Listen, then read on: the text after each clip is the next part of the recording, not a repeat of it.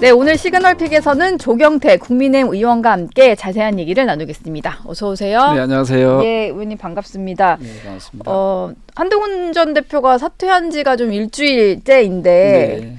국민의힘이 비대위원장 당내 인사로 해서 빨리 좀 결정할 것 같았는데 아직도 못 고른 것 같아요. 지금 보니까 투톱 체제로는 가닥은 잡힌 겁니까? 어제 권성동 대표가 약간 다른 얘기를 해가지고 원톱 체제에 대한 의견도 많다 이런 얘기를 하시더라고요. 아마도 친윤들 입장에서는 자기들의 입맛에 맞는 사람이 찾으려고 하는데 예. 그게 또 시민들, 국민들 또 정서에는 안 맞지 않습니까? 네. 비대위의 구성에 있어서 위원장을 자신들하고 비슷한 색깔을 하려니까 또 비판이 있고 네. 또 안 하려니까 부담스럽고 진퇴양난인 것 같은데요.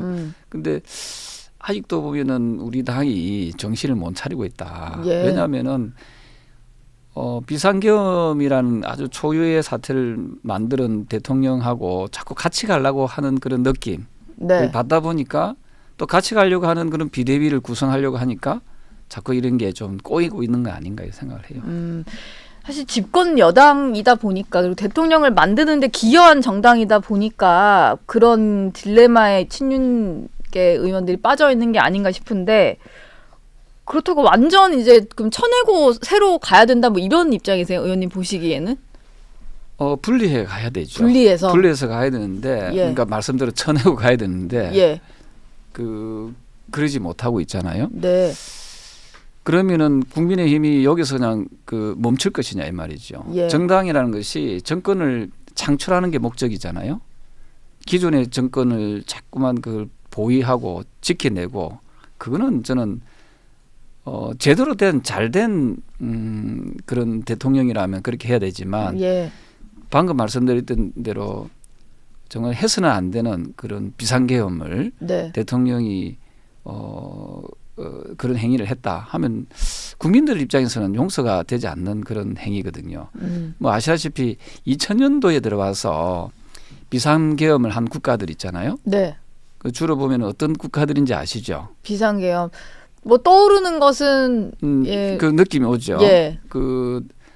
2000년도 들어와서 비상계엄을 한 나라가 4나라가 있습니다. 네. 그 중에서 이제 미얀마, 그 다음에 이집트, 핀란드, 네.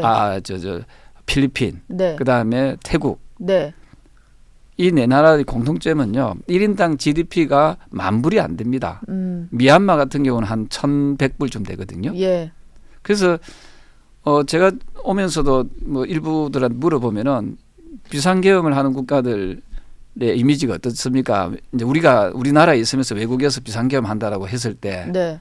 딱 한마디로 후진국이죠. 이렇게 이야기합니다. 우리나라의 국격이 하루아침에 후진국형의 정치로 이렇게 전락해버렸다. 네. 참으로 참 슬픈 일이죠. 네. 슬픈.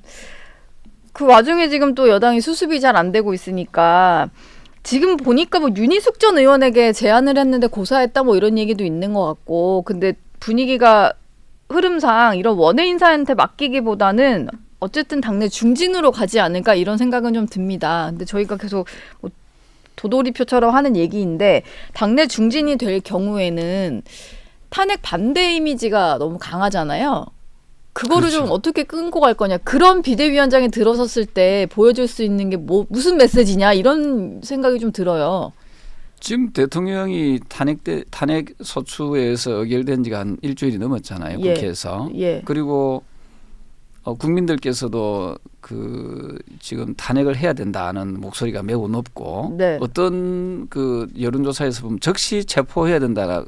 그게 또 엄청나게 높은 여론이더라고요. 네. 그만큼 잘못된 비상계엄에 의한 국민적인 혹독한 심판이 이루어지고 있는데 아직도 비대위를 제대로 구성하지 못하고 있고 또한 탄핵 반대의 이미지를 가지고는 탄핵 반대의 이미지는 마치 계엄을 옹호하는 듯한 느낌을 가지고 있거든요. 예. 그런 이미지를 가진 비대위를 국민들은 원치 않는다 이렇게 보고 있습니다. 그렇다면은 우리가 좀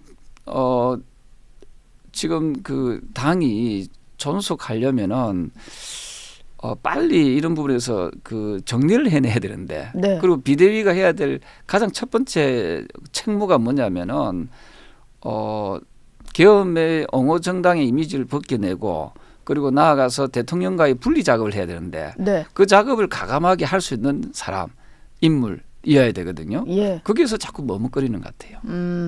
지금 거론되는 인사 말고 그럼 좀 떠오르시는 조경태 의원이 뭐 아마 지금 선수별로 모여서 추천도 하고 하시잖아요.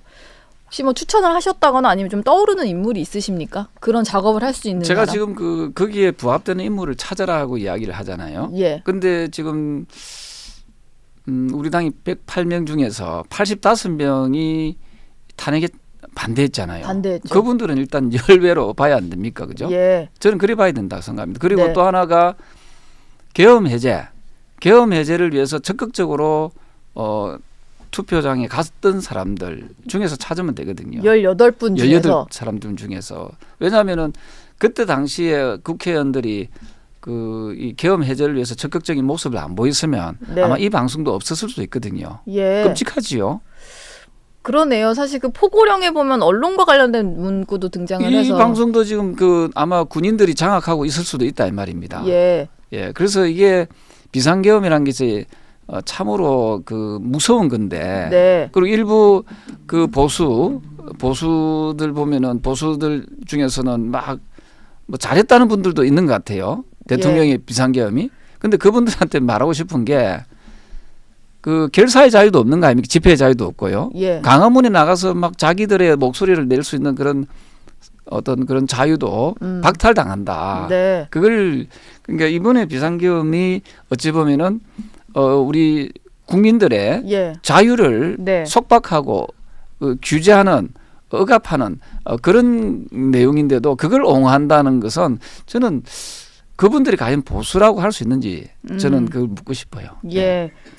이게 뭐 실제로 비상계엄이 유지가 안 되고 국회에서 의원님들이 계엄 해제 요구안에 표결을 하신 덕분에 이제 해제가 됐기에 망정이지 만약에 그렇습니다. 유지가 되었다면 이렇게 자유롭게 살 수 없었을 수도 있고 그리고 탄핵에 반대했던 분들 정치적으로 행위를 할 수 있었겠습니까? 예. 그분들이 좀 상황 인식을 잘 못하는 것 같아요. 정치도 금지시키겠다 했잖아요. 예. 포고령 1호에 보면 그랬죠. 정치 행위도 일체 못하도록 만들었는데 그럼 본인들이 어찌 보면은 비상계엄이 지금 이루어지고 있다면 네.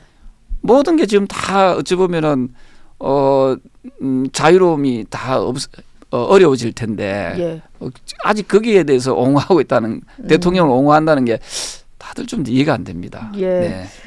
지금 국민의힘이 뭐 당이 쪼개지는 지난 박근혜 전 대통령 탄핵 당시의 상황으로 가지는 않고 있지만 사실상 제가 보기엔 심리적으로는 좀 분당 사태까지 온 거 아닌가라는 생각이 좀 드는 게 이건데요. 지난 14일에 탄핵안이 가결된 이후에 의총 상황이 상당히 심각했다 이런 네. 거는 많이 전해지고 있잖아요. 근데 뭐 의총은 늘 비공개로 진행이 되니까 비공개 의총 내용을 이제 전해 들은 게 언론에 보도되는 것과 실제 그 안에서 녹음된 장면이 나오는 건 좀 다른 문제인 것 같은데 그 당시에 좀 녹취가 공개가 되면서 이걸 가지고 좀 파장이 큰 것 같아요. 이제 일부 친윤계 의원들 사이에서는 이게 특정 집단을 악마화하려고 악의적으로 편집했다. 여기서 말하는 특정 집단은 아마 친윤계인 것 같고 뭐 그런 식의 주장을 하시고 뭐 가짜 뉴스는 대응하겠다라는 얘기들도 나오는데 좀 어떻게 보셨습니까?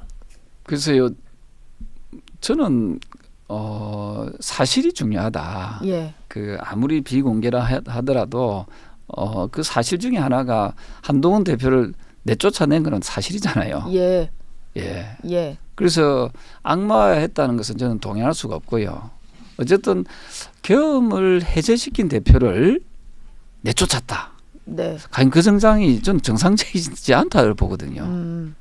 그게 그런 식으로 대중들이 봤을 때는 계엄을 해제시키는데 노력을 했던 대표가 나가게 쫓겨난 거죠. 쫓겨난 거니까. 그러면은 결국 야당에서 비판하고 있는 우리 당을 계엄 옹호 정당이라는 그런 비판의 목소리에 대해서 자유로울 수 있느냐. 예. 저는 자유로울 수 없다 생각하거든요.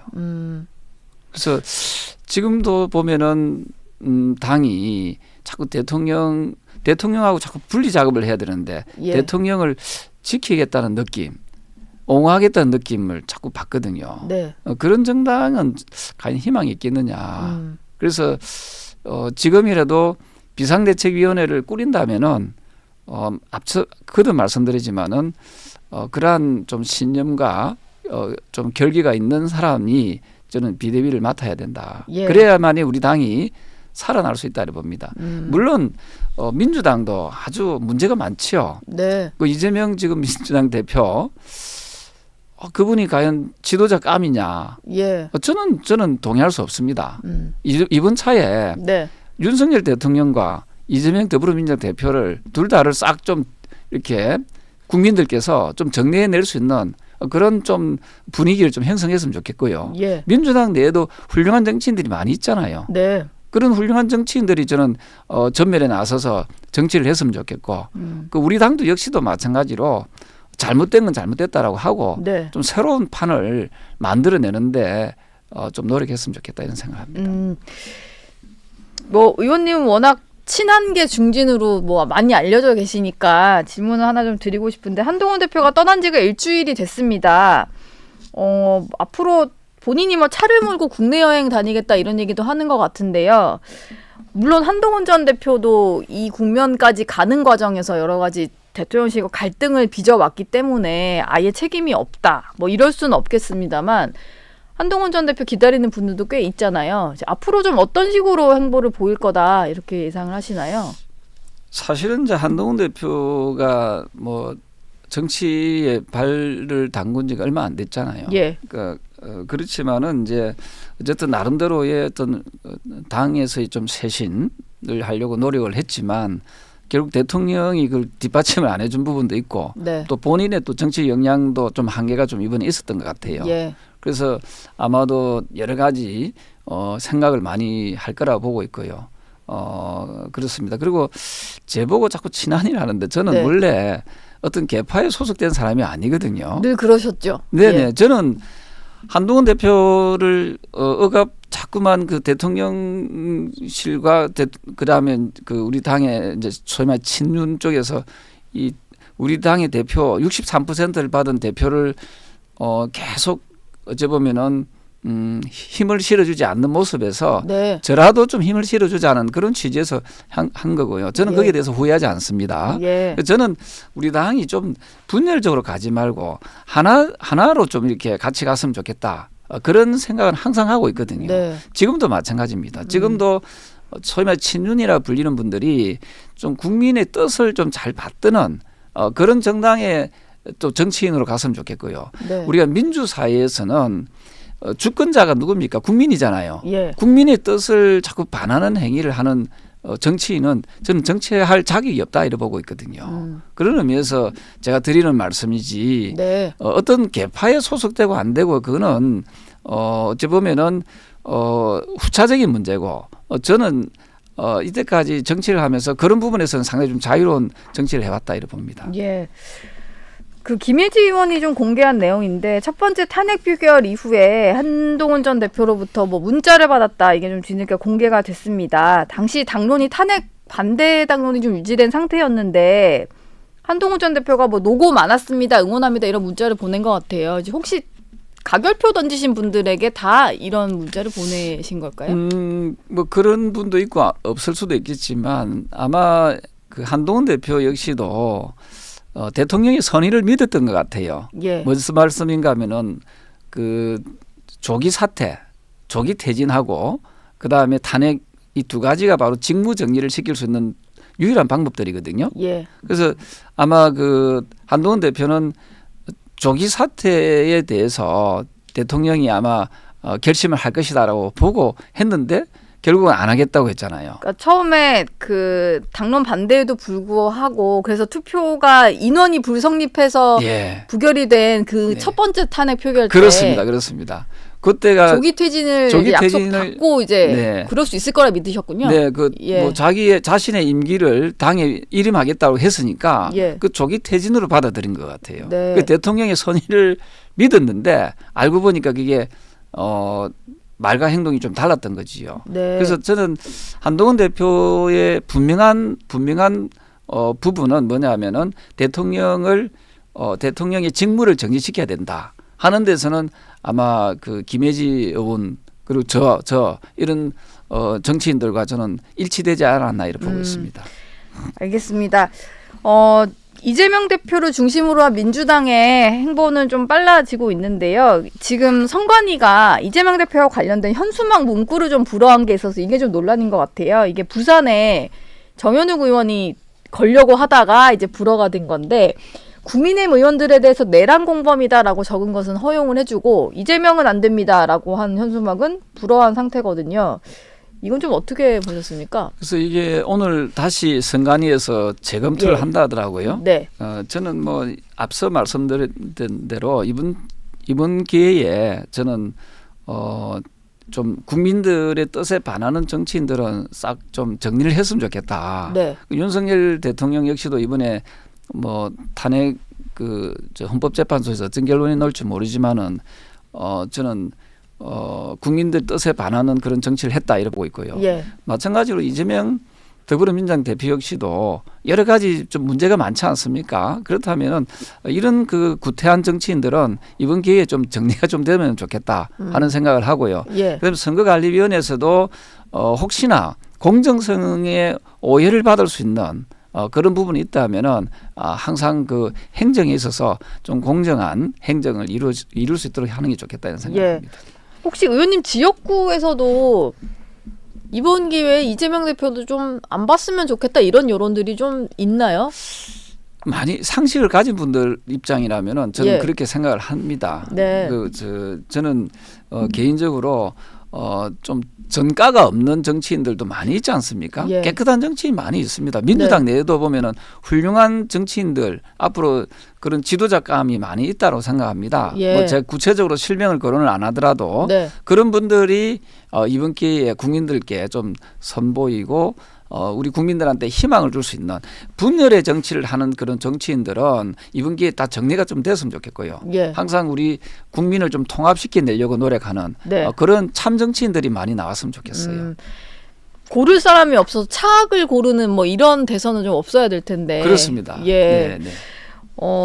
실명 언급이 그렇다고 하시니까 제가 실명을 좀 언급을 하자면 최근에 뭐 민주당의 이재명 대표 대안이 좀 없는 걸로 보이긴 해요. 왜냐면 워낙 좀 일극 체제를 완성을 시켜놓고 이런 일이 벌어지다 보니까 이 대표 중심으로 많이 굴러가고 있긴 한데 계엄 사태 이후로 우원식 국회의장이 갑자기 좀 주목을 받는 것 같아요. 네, 네, 네.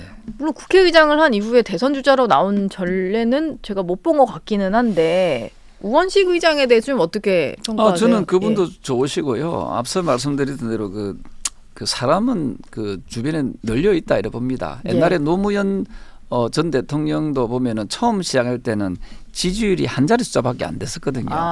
그런데도 네.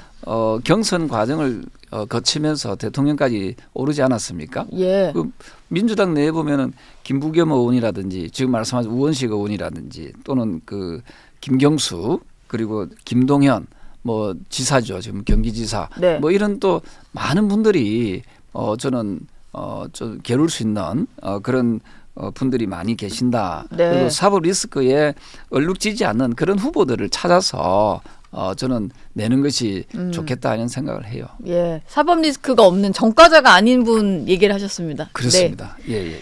지금 윤 대통령 탄핵 심판 앞두고 있고 헌법재판관을 추가로 임명할 거냐를 두고 여야 의견이 첨예한 것 같아요.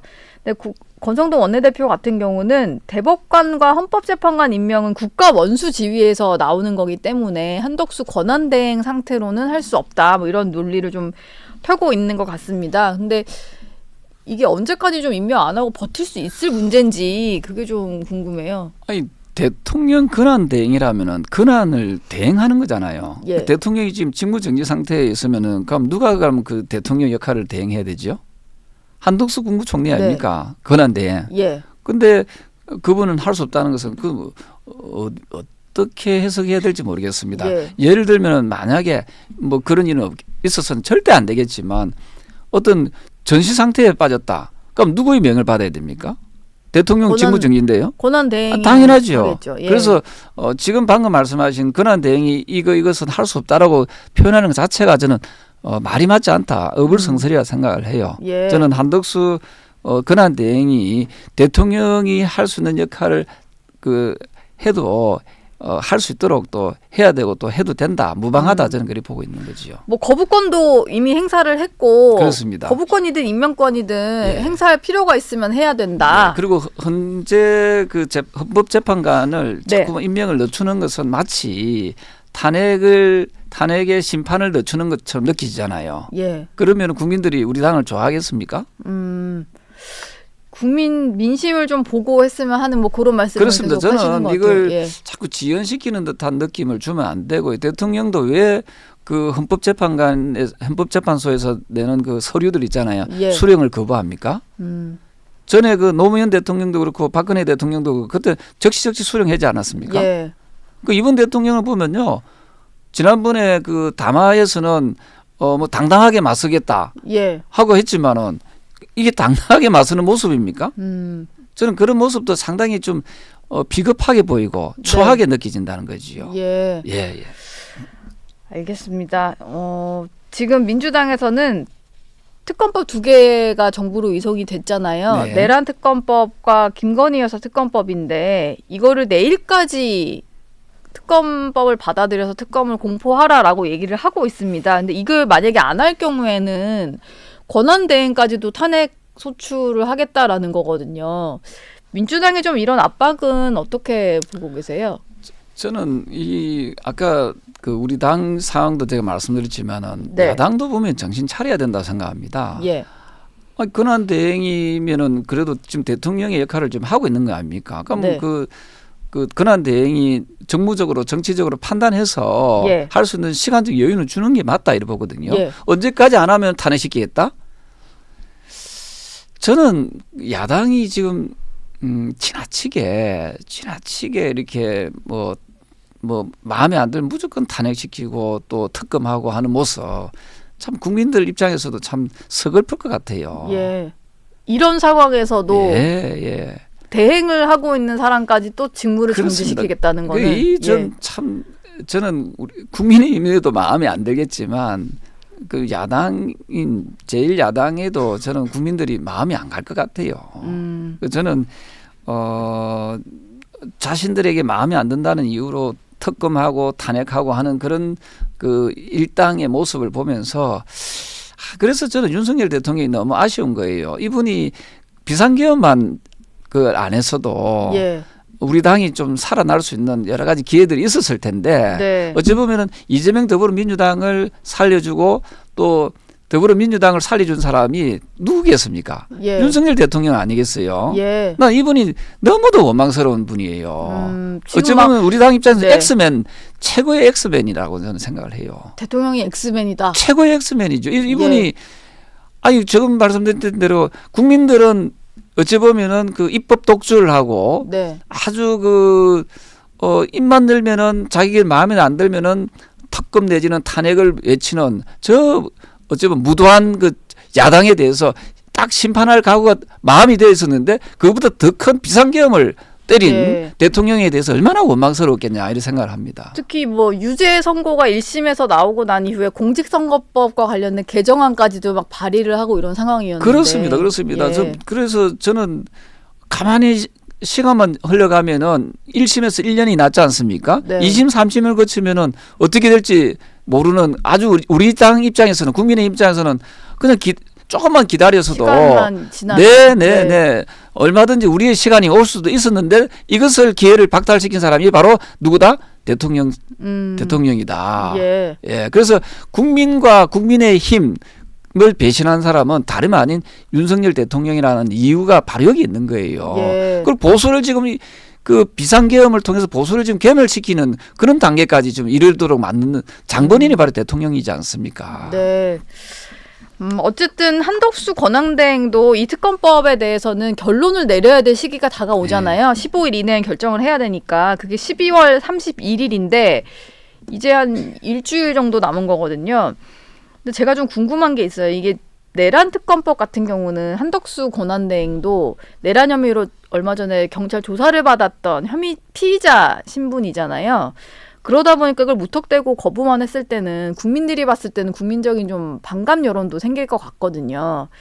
그래서 이게 한동훈 대표 시절에는 지금의 어떤 야당이 제출한 특검 법안은 너무 이제 독소 조항이 많은 상태이니까 그럼 여당에서도 특검 법안을 내서 우리가 주도적으로 좀 이 내란 특검법은 좀 만들어 보자 이런 구상도 하셨다고 들었는데 의원님이 생각하시기에는 지금이라도 여당에서 관련된 특검법을 좀 발의를 해서 독소 조항을 없앤 상태로의 어떤 논의가 필요하다고 보시나요? 네, 당연하지요. 예. 지금이라도 좀 늦었지만 발빠르게 이 두 개의 그 특검법에 있어서 독소 조항이 있다면 그 독소 조항을 빼고 특검법을 발의를 해야 된다 보고 있고요. 예. 우리는 특검법을 발의하지 않으면서 야당이 제출한 것을 반대만 하고 있다는 것은 이것은 상당히 좀 궁하다, 예. 인색하다는 그런 느낌을 많이 받게 되지요. 네. 만약에 지금 상태로 한덕수 권한대행이 거부권을 행사를 하고 만약에 재표결이 들어온다면 이탈표가 좀 있을 거라고 보세요? 왜냐하면 이게 특검법이 지난번에 통과될 때도 보니까 이탈표가 조금씩 있었더라고요. 저는 그 이탈표도 우려하지 않을 수가 없다. 네. 예, 저는 그런 생각을 합니다. 왜냐하면은 대통령 탄핵 소추안도 가결될 이 마당에 예. 뭐 이런 법안도 저는 그게 연장선상에서 놓고 보면은 전 통과될 가능성도 높다 이래 봅니다.